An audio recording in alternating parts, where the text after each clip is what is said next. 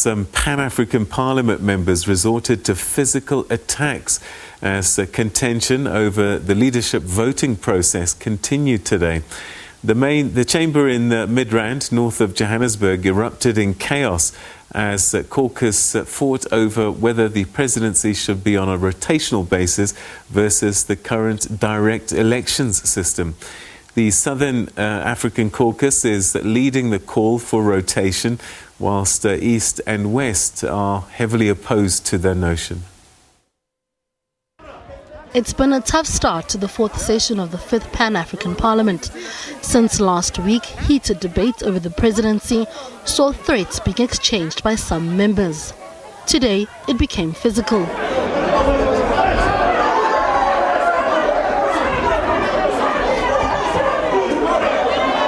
SA's chief whip of the majority party, Midrand, had initially wanted to open a case of assault against fellow member of parliament who physically attacked her, but later changed her tune.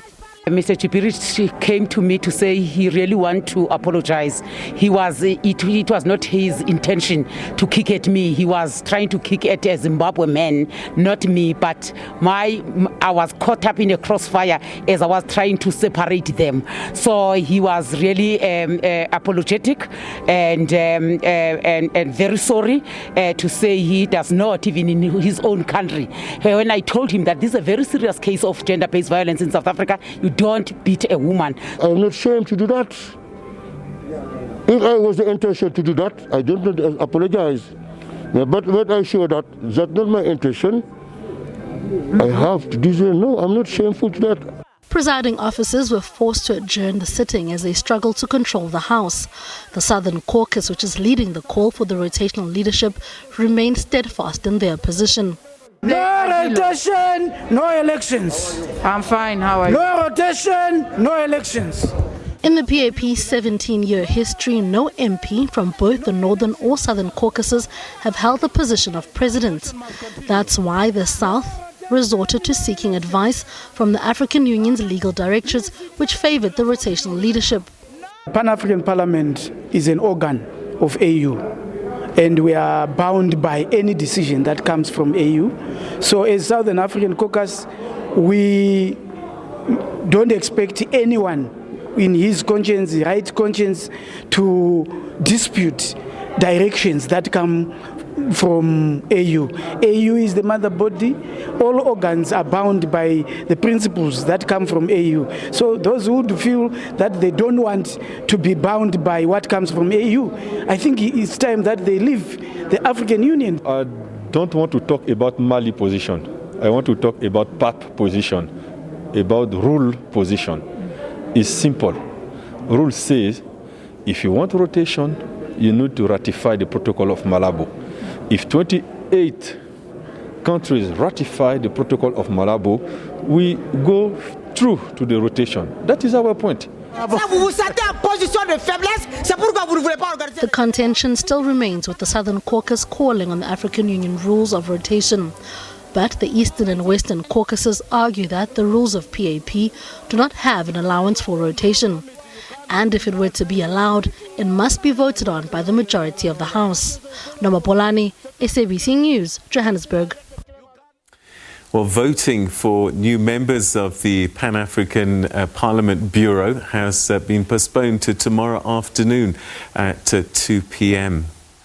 Well, joining us now for a discussion on this issue and the things that played out today, we're now joined by African analyst, Adv Sipho Mantula. Thank you so much indeed for joining us. Always good to talk to you. Today wasn't the greatest advert for African politics, was it?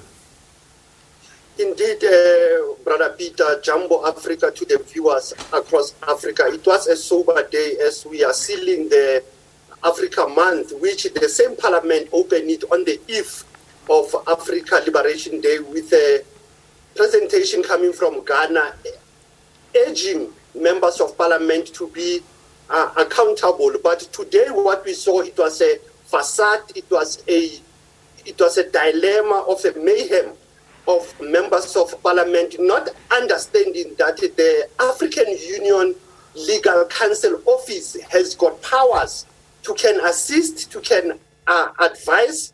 So there was no need for them to can contest that ruling that came from the AU Legal Council, which is headed by Ambassador Dr. Nirma from Egypt. And if you look at the issues even around rotational principle, I have observed from its formation almost 17 years ago that we had only a SADC representative from Tanzania, the then Mayor Gertrude Wahamongela. But if you look at the vice presidency, SADC has been represented. But if you look at 17 years, it has been a West Africa bloc dominating the presidency. But we don't know, Peter, what is it that they are looking for if they want to lead that parliament, which some of us will see it as a forum, as an advisory body, because the protocol that was agreed in Equatorial Guinea has not come into force. So, even before this election process today, last week we saw again this animosity when the South Sudanese person was being sworn in, and they were saying, hang on, he hasn't been sworn in his country, he cannot be present here. Already then I got a sense that this is a house divided. So whilst we may have observed things today, it does seem this is something that's been long-standing. Correctly, Peter, these are the same patterns as you are saying. One of the candidates coming from Mali, this is a woman coming from Mali who has been nominated to be the president of 2021 to 2024. And we know what is happening currently in Mali with the current crisis of the political power and the issues of the coup, or even there is no coup. But if one looks at this, it gives the legal council of the AU to look at the special problem of elections, Peter. If you look at the Pan-African Parliament protocol, both Article 5 and Article 6, they are very silent as well on the members who can vote, even if they will allow members who come from national parliaments to have that right of voting, but they are using even this issue of personnel, and at the same time, they are using this notion of a democratic right. But if you look at what happened today, others were saying, but Mali has been taken out by ECOWAS, but this is an AU organ. It is not a regional body organ.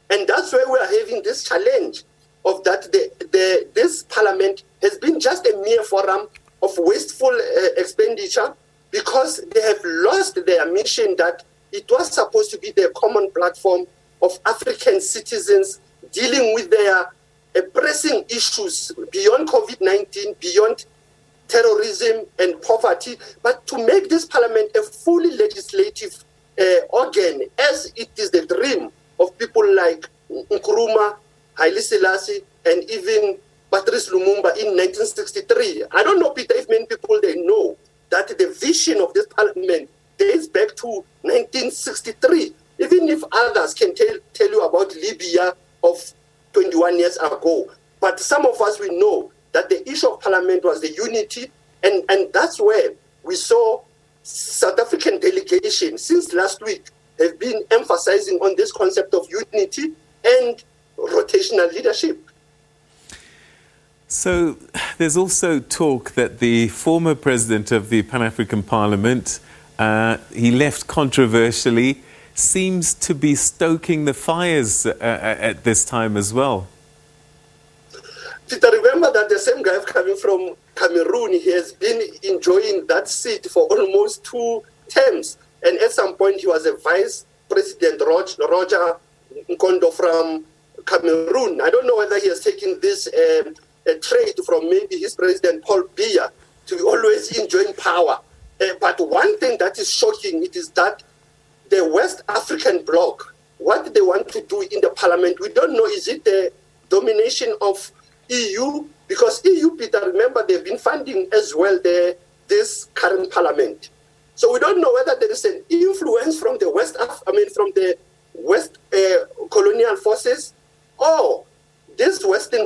is it the issue of fear of the Southern Hemisphere, which happened, by the way, Peter, 7 years ago, if you remember the AU chairpersonship between Gabon, South Africa, which was under SADC by then, when there was this contestation of the chair of the AU between Jinping and Nkosazana Dlamini Zuma. It seems that this notion of the Francophone and the Anglophone contesting over power, but they don't know the hour, will be a serious challenge for the future generation and for the future governance of this parliament, which, like Peter, I have said earlier, this parliament doesn't have a dignity. It doesn't have a one can say, a personality, because there is no legislative powers in that parliament. We saw one of the parliamentarians throw a boot, and it hit Pemi Majodina. He then said, I didn't mean to kick her. I wanted to kick the Zimbabwean man, as if that's more acceptable. How did we get to a point where we're descending to physical violence? Peter, I think what we are seeing, the trend and the pattern, we know Uganda Parliament, they do fight. We know Cape Town, they do fight, Peter, where you call Sergeant of Arms. But in the Pan-African Parliament, I saw that interview with the political editor, Sophie, earlier. And what I could pick up from the guy, it seemed that he didn't want to be covered. He was saying that there was this guy taking the picture of me. So I didn't want, and this is a member of parliament from Senegal. So one can see that there was this tension again of West Africa and SADC again, because the member of parliament he was trying to kick was from Zimbabwe. And our member of parliament from this side, I think, Peter, he was just trying to mediate, and that's where I think the parliament needs to have discipline. And these elders, I think they are not setting a good precedent for the young parliamentarians who want to go to this parliament and make change, because we are a youthful continent, and we don't have time of elders who are above 65 and 70 going to just derail because of a simple issue around rotational leadership, Peter, because I think the issue even of gender-based violence doesn't happen only to women, even to men, emotional talk that was people were following this afternoon. It was very sad that even the global media was watching what the Continental Parliament has turned into a joke and even into a circus. There was some commentary that was coming through as well, and I didn't know quite what to make of it, but they kept on saying things like, we are not safe in South Africa, we are going to move this parliament somewhere else. Is this speaking to some sentiments that have been bubbling under? Because sometimes these things sort of get blurted out in the heat of the moment. No, correctly, Peter. I think sometimes you cannot say it was a slip of a tongue. But if we have to remind them, as those members are watching this session now, we have to take them back. The Libya motion, Libya wanted to take this parliament to Libya. But Libya, we knew very well that the AU will be based in Addis. South Africa hosted this parliament just temporarily. But because, Peter, our love for the continent, solidarity that we had to bail out this parliament to be here. And we are spending our own taxpayers' money to be able to bring them to this country. And we knew, Peter, some of members of parliament since 17 years ago, they've been coming to Joburg and Sandton. They've not been working, Peter. They've been what we call tourist parliamentarians. So one has to change this notion of them, of thinking that South Africa will be worried if they want to relocate this head office. When, Peter, there is infrastructure, there is a lot that South Africa has done to this region, including the African peer review. So I think it is just was out of context. But like Peter, you are saying there might be something that is boiling that we are not aware. Why do they want us to move this parliament to another country, knowingly that South Africa is one of the highest GDPs and some parts in West Africa, which is Abuja. Let's talk a little bit about the candidates. The lady, Madame Haidara from Mali, seems to be a strong candidate that's being pushed forward And one gets a sense that it's if they have their way, she'll be the one to take over. The gentleman from South Sudan, new to the game, perhaps might not be as strong as the other two. And then, of course, the acting president at the moment, who is from Southern Africa, perhaps has already shown in his acting capacity that he could take over from day one. Talk to us a little bit about these candidates. Peter, you will understand on this candidate, SADC has filled both Charumba and one lady from Lesotho as the vice president as well. But for the presidency, the way you have put it correctly, it seems the West Africa bloc and the East Africa bloc, they might want to do coalition to can push the Mali candidate. But for the Southern Africa and North Africa and some parts of the Horn, they might want to push the Southern Africa because we have never tasted the seat of the presidency. Even if we know that history might repeat itself, having the first woman again the second woman to become the president of the parliament. The main issue is that Southern Africa feels that they have capability, and the way you have said that the current acting president, he has already been baptized with this, with this squabble that has been going on in that parliament. And I think, Peter, for the few days, there's been calling for unity, solidarity, tolerance, because he could pick up that it seems that all members of parliament who have come to this session, they've only brought the issue of election only, when actually Africa is going through a lot. So these three candidates, the one from the South Sudan, again, Peter, as you have said earlier, the South Sudan is still in a political transition. I don't think that they will be able to maneuver and navigate the continental issues. Mali, again, Peter, it is still questionable with what ECOWAS has done recently and with even the pressure that is coming from some member states and some region saying that, but Mali, you are still under ICU of your political transition. Why don't you allow the Southern Africa to can take the lead? And that's why I will assume, Peter, that these three candidates, they will be tested tomorrow, but the vice president as well, I can assure you, Peter, it is broadly North Africa, Central Africa, East Africa, Southern Africa. Those ones, Peter, are not highly contested, but I don't know what is it in the presidency. Is it the issues of the budget?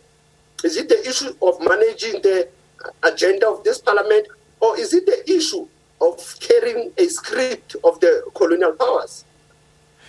All right, so up until now, the Pan-African Parliament has not enjoyed the greatest reputation. Issues around corruption, mismanagement, and what we've seen today isn't going to help,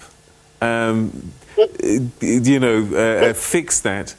And I just wonder, could there be fatigue from us citizens who are supposed to be represented by these people, and yet I can put my hand up and say, I'm not sure what the Pan-African Parliament does for me. That's represent. Peter, correctly what you are saying, but I don't think we should be very pessimistic. We should not doubt the issue that we are raising of the role of the civil society, the role of the citizens of this African continent, the role of women and youth.